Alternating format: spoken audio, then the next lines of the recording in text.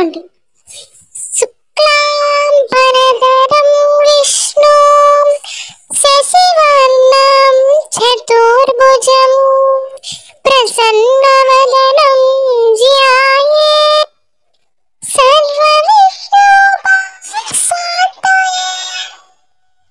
అంటే దీని అర్థం విష్ణుమూర్తి తెల్లని వస్త్రాలు ధరిస్తాడు, చందమామలా కాంతివంతంగా మెరుస్తూ ఉంటాడు, చేతులు ఉంటాయి, ఆయన ముఖం నవ్వుతో ఉంటుంది.